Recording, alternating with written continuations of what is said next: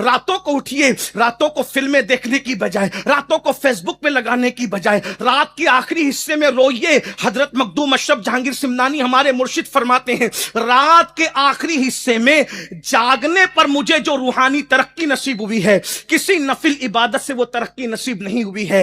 रात के 3-3 बजे तक फिल्में देखकर आखिरी पहर में सोने वालों, अल्लाह के रसूल सल्लल्लाहु अलैहि वसल्लम इरशाद फरमाते हैं, जो अल्लाह के लिए अल्लाह की मोहब्बत में रोते हैं। इमामुल मुतकल्लिमीन अल्लामा नकी अली खान रहमतुल्लाह अलैह अपनी किताब तफसीर अलम नशरा में लिखते हैं कि अल्लाह रसूल की मोहब्बत में रोना, इससे बड़ी इबादत कोई नहीं, इससे बड़ा वजीफा कोई नहीं। अल्लाह अकबर। हीरो हीरोइन की जुदाई के मनाजिर में रोने वालों, दौलत लूट जाने पे रोने वालों, बच्चों की मौत पे रोने वालों, दोस्तों के बिछड़ने पे रोने वालों, कभी रातों को मुसल्ला बिछाकर एहतिमाम के साथ यार के लिए भी तो रोना सीखिए, कभी उनके लिए भी तो आंसू बहाइए, कभी उनके लिए भी तो गिड़गिड़ाइए, कभी उनके लिए भी। मेरे आका अलैहिस्सलाम फरमाते, हदीस पाक का मफहूम है, जब कोई रोता है अल्लाह रसूल की मोहब्बत और खशियत में, तो उसके आंसुओं को कुदरत अपनी हथेली पर उठाती है, जैसा कि उसकी शान है। हथेली, और फिर फरिश्तों से कहा जाता है, बताओ ये रोने वालों को क्या सिला दें? इरशाद अर्ज करते, मौला पूरा पूरा सिला दे। अल्लाह फरमाता है, नहीं, ये उनका सिला नहीं। तो कहा कि हर नेकी पर 70 दर्जा दिया जाए। कहा ये नहीं, उनका सिला नहीं। तो कहा फिर? कहा उनकी इबादत कबूल कर ले। कहा ये उनका सिला नहीं है। तो फिर कहा तू ही बता, तू क्या देगा? तो अल्लाह फरमाता है, मेरे फरिश्तों जो मेरी मोहब्बत में, मेरे हबीब के इश्क में रो रहे हैं, उनका सिला ये है कि जन्नत में मैं तजल्ली करूंगा और उनको अपना दीदार कराऊंगा। वो मुझे देखते रहेंगे, मैं उनको देखता रहूंगा, और ये सिलसिला कभी खत्म नहीं होगा। किसके लिए रो रहे हो? हुजूर ताजुश्शरिया ने कहा था, कहते हैं कि रो चुका यूं तो मैं औरों के लिए खूब, मगर यूं रो चुका यूं तो मैं औरों के लिए खूब, मगर अपनी उल्फत में रुलाओ तो बहुत अच्छा हो।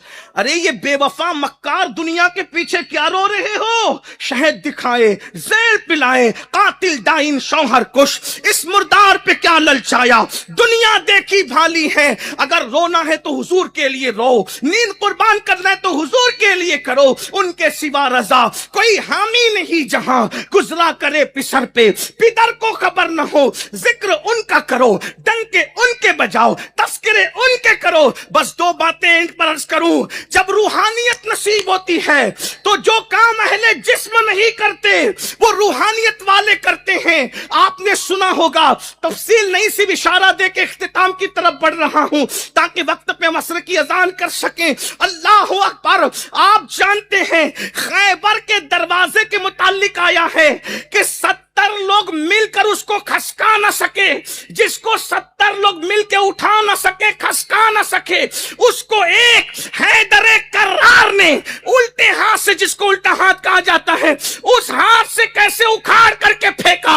आज भी दुनिया इस पर वक्त कर रही है। कभी दीवार हिलती है, कभी दर कांप जाता है।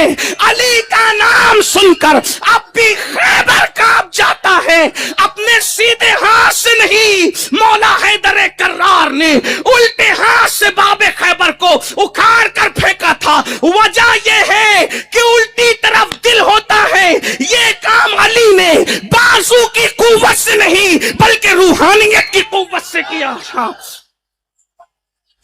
आज रूहानियत कहां चली गई है? इसीलिए इकबाल रोना रो रहे हैं, नगमताए दीनो दानिश लुट गई अल्लाह वालों की।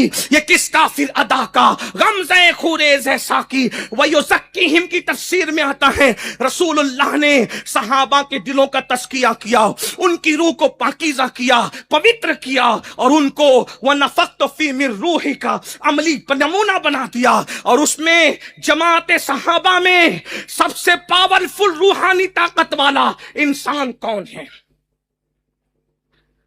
सहाबा की जमात में सबसे पावरफुल ताकत और रूहानियत रखने वाला कौन है? अल्लाह अकबर। जिसको रूहानियत में सबसे पहला नंबर मिला, जिसको सबसे ज्यादा रूहानी ताकत सहाबा की जमात में मिली, वो कोई और नहीं है, वो अफजलुल बशर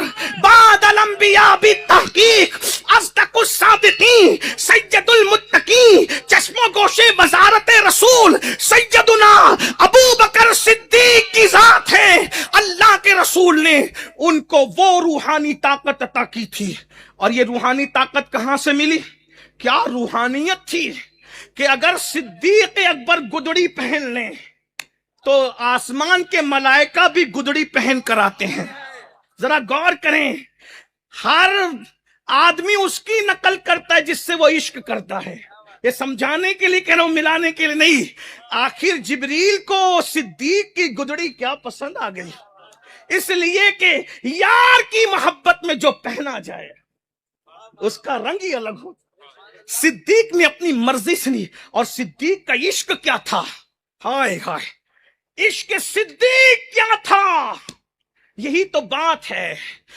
इश्क सिद्दीक ये था। अल्लाह के रसूल फरमाते हैं, पूरी उम्मत का ईमान एक पल्ले में रखा जाए और अबू बकर का ईमान एक पल्ले में रखा जाए तो सबके ईमान पर अबू बकर सिद्दीक का ईमान वजनी हो जाएगा।